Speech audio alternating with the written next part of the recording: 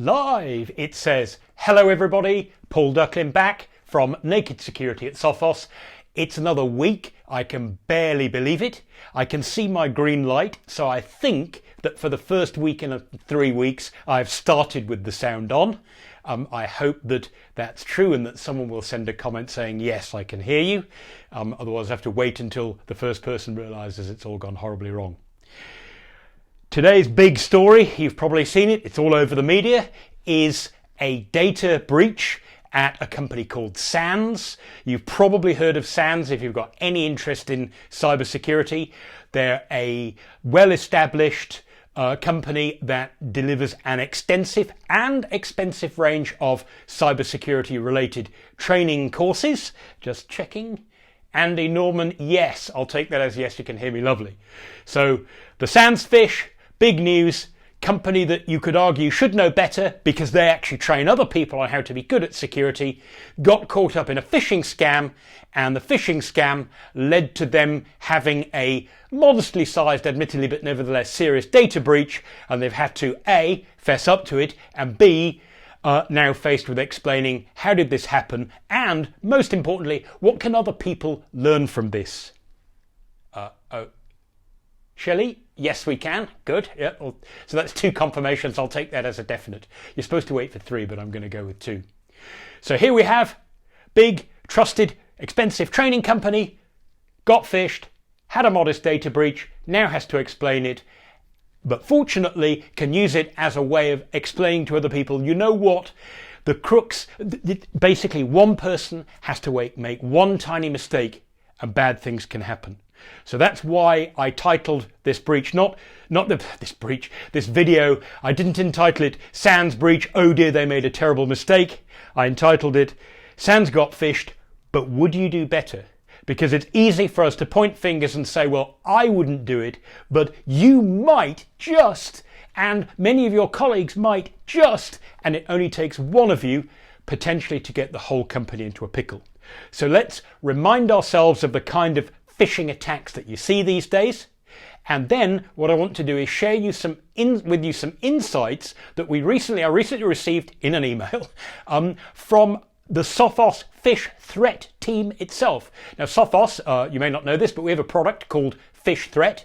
It's quite cool. If you're interested in it, go to sophos.com, just search for Phish Threat. It's a tool that lets you do phishing simulations that puts your users to the test in a nice, clean, controlled and calm way so they can make their mistakes when it's you at the other end rather than when it's the crooks. And by the way, we avoid actually collecting information.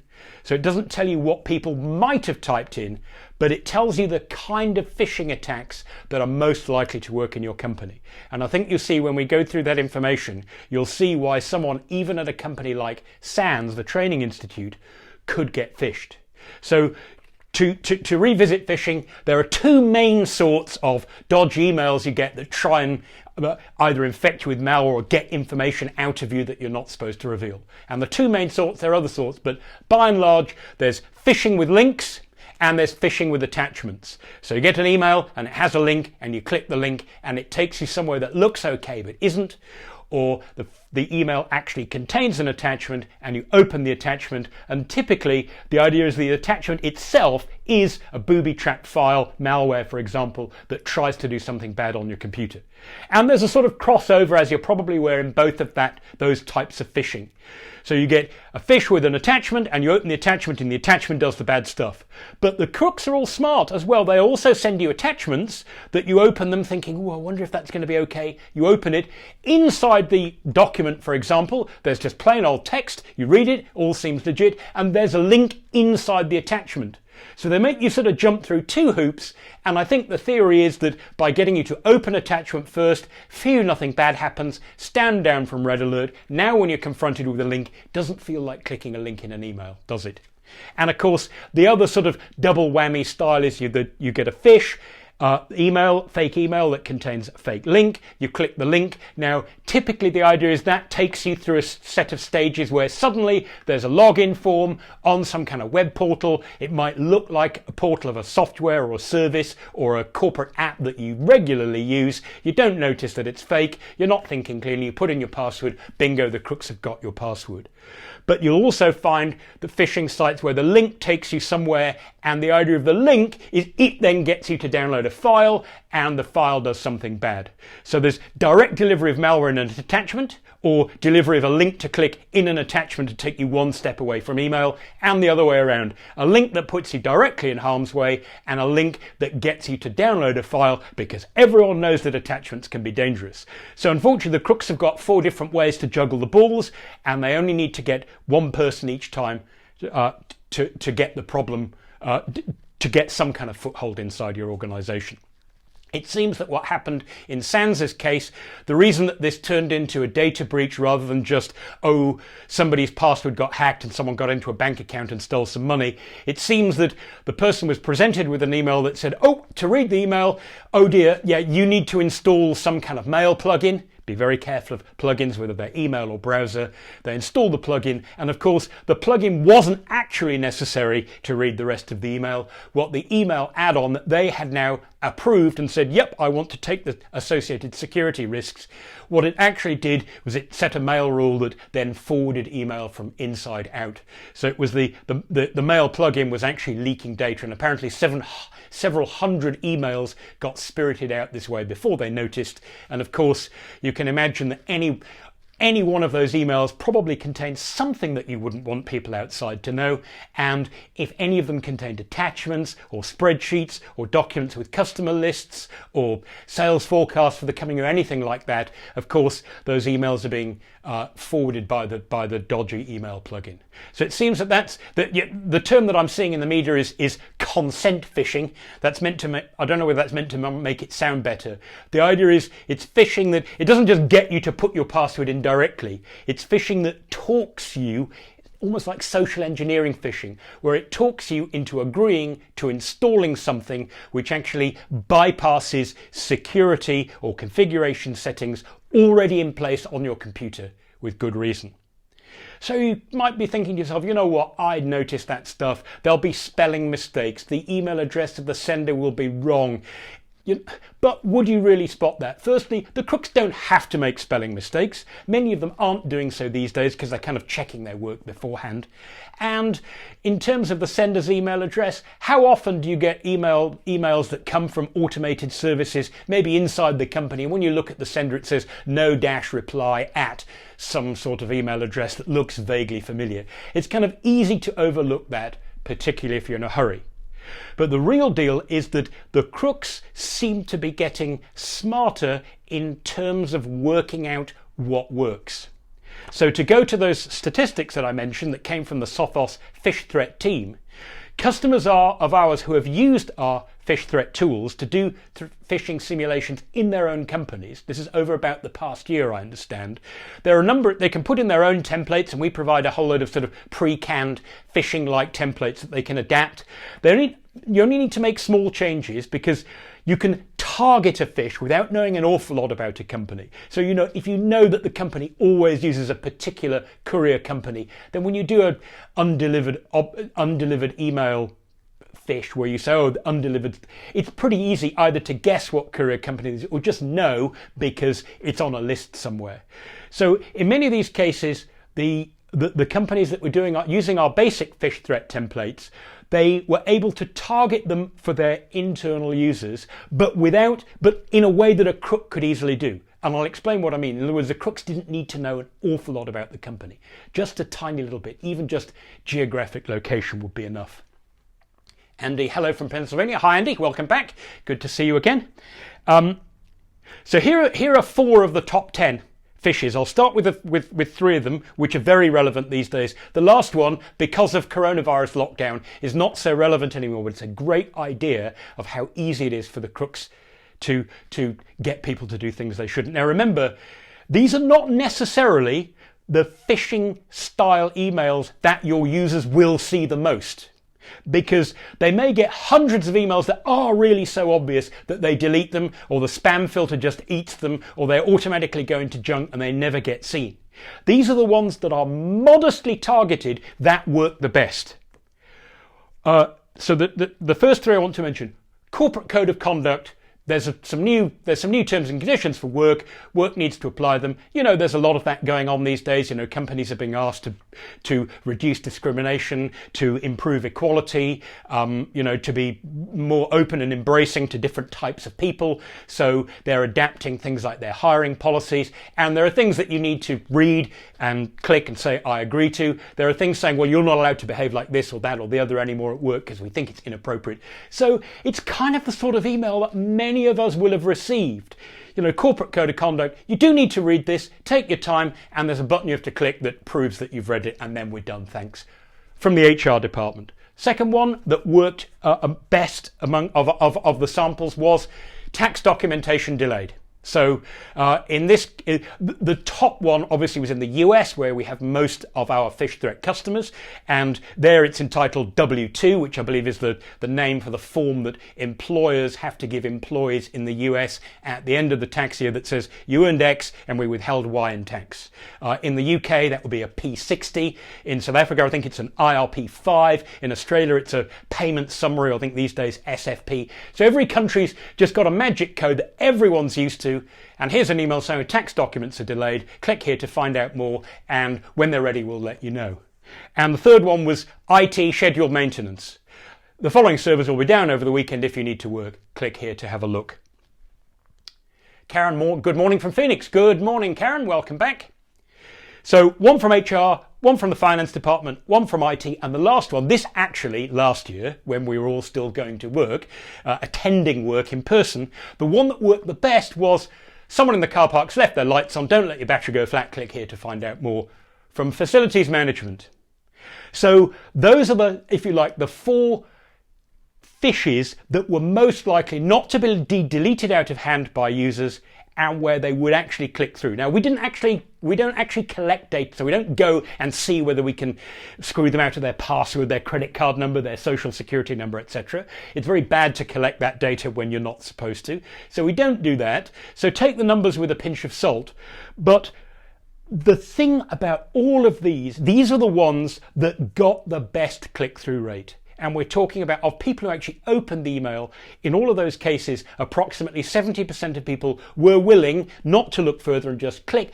For the reasons, I think, three main reasons. Firstly, they're kind of boring, right? They're kind of interesting and important, but not necessarily urgent. The light's on, it's probably not you. I'll just have a look. You can't be too careful.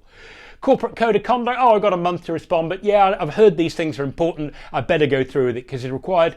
Tax documents delayed, oh dear, that explains why I haven't had it yet, blah, blah, blah, blah, blah. You kind of, I'll have a look because I want to know when they'll be ready. It doesn't matter, but you kind of want to know. And the scheduled maintenance, now I get those emails all the time from our IT department, and to be honest, I always do look at them because invariably it's not going to affect me, but if there's something that means, well, I know that on Saturday in the evening, if I wanted to publish a blog post that had a half-hour outage, well, I might as well schedule my day around there. There's no harm in looking and there's no harm in knowing.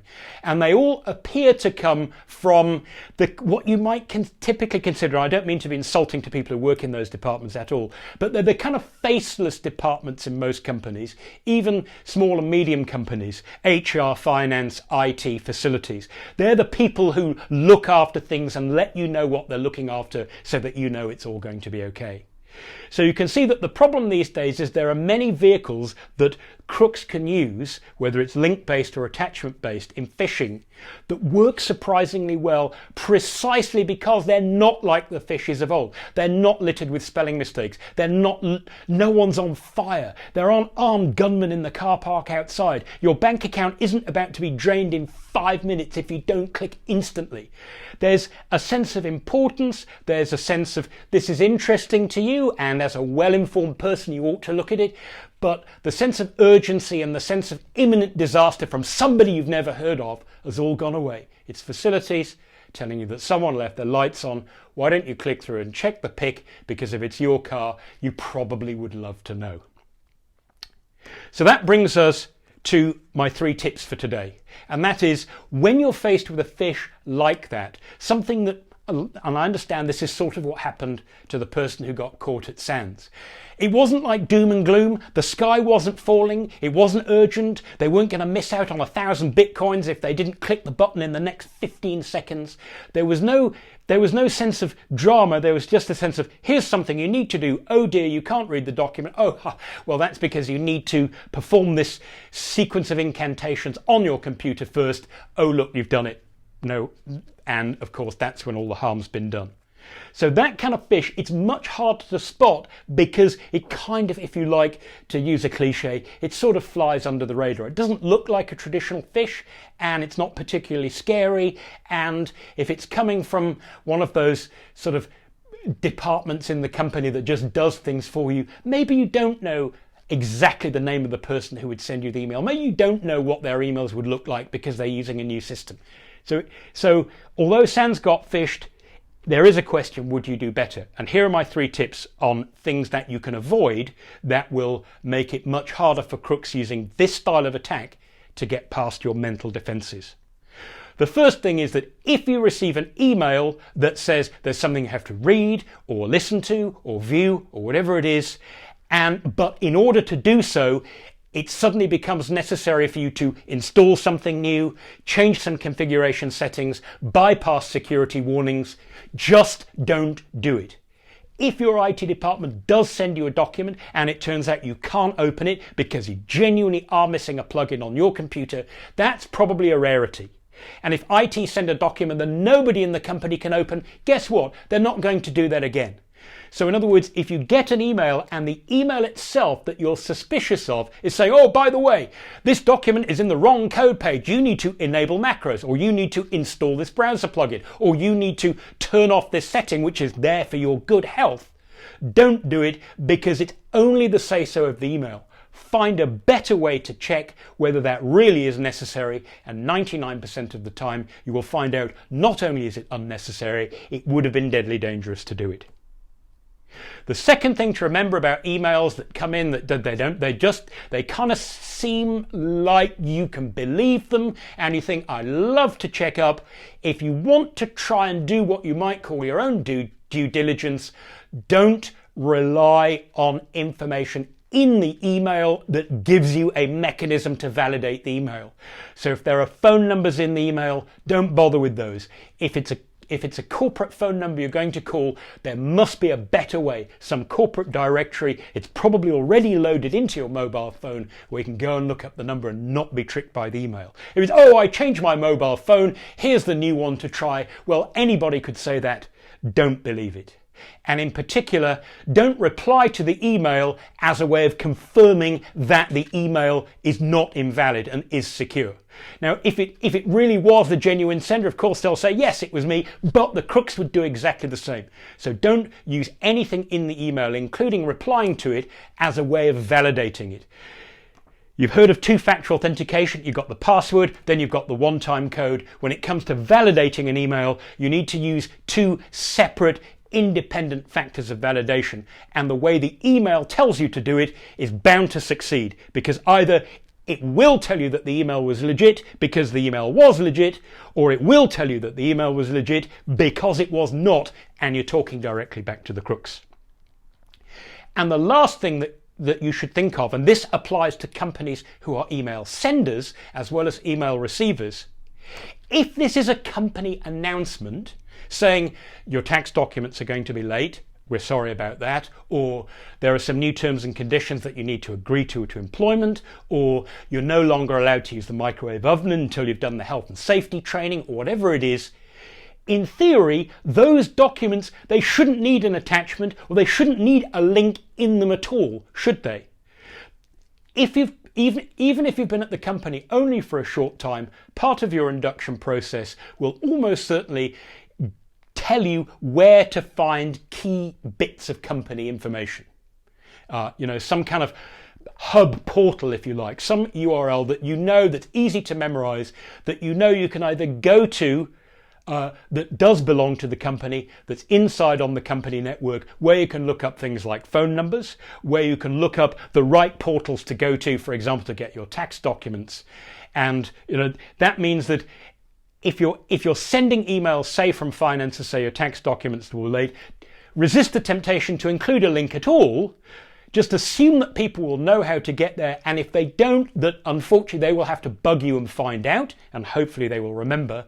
And that means that if they do get emails in the future that do include links saying, oh, click here to save yourself loads of time, then they will be inclined to accept that those emails are bogus simply because they're trying too hard.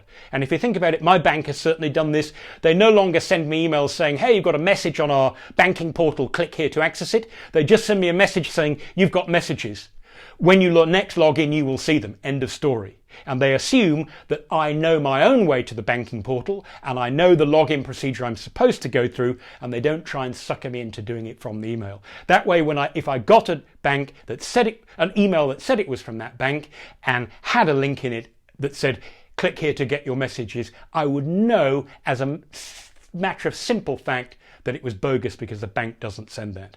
So that's a third tip, is to make sure that when you're dealing with things like company announcements, if it requires you to take steps that don't seem right, like logging in here or downloading a file that you never had to before or installing something weird, then it's probably a pack of lies, because the company shouldn't need to do that, because it can assume that you know where you go to find things like building announcements, payment advice, and so forth.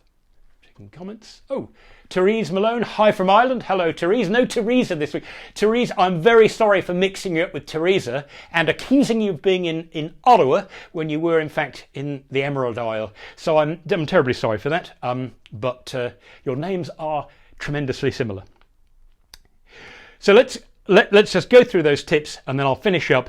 Firstly, if you receive an email, even if it turns out that it was from inside the company, that says, oh, for this to work, you have to turn this off, you have to do this reconfiguration, you have to install this browser plugin or this mail plugin or something that would change the security configuration of your computer in a way dictated by the email that could have come from anywhere, don't do it. If your IT department did that once, they won't do it the next time if nobody obeys. They'll find a better way of deploying things like configuration changes to everybody's computer. The second thing is, don't rely on an email, especially if you're not sure of it, any information in it, as a vehicle for checking whether the email is valid. Because either it is valid and when you reply to it you'll find out it's valid, or it is not valid and when you reply to it somebody will lie to you and tell you that it is valid and you have got absolutely nowhere. So don't do that. When it comes to checking stuff from a corporate point of view, make your own little list. You could even buy a little index card like these. I've fallen in love with these things again. I need to go and get another pack because I'm running out now. I've only got yellow ones left.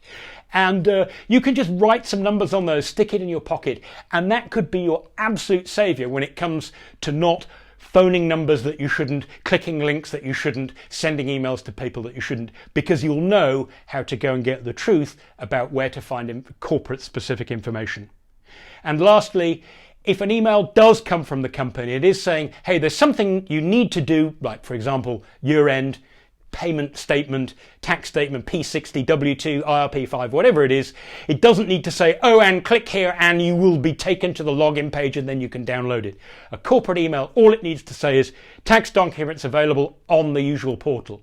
Either you know where it is and you can go there yourself, or you can find out using that index card that has the magic phone number on it. So those are my 3 tips, folks, that would avoid you trying to be just overly helpful, if you like, trying to minimize resistance so much that you actually let somebody from outside tell you what to do inside the business in a way that actually reduces your security rather than increasing it.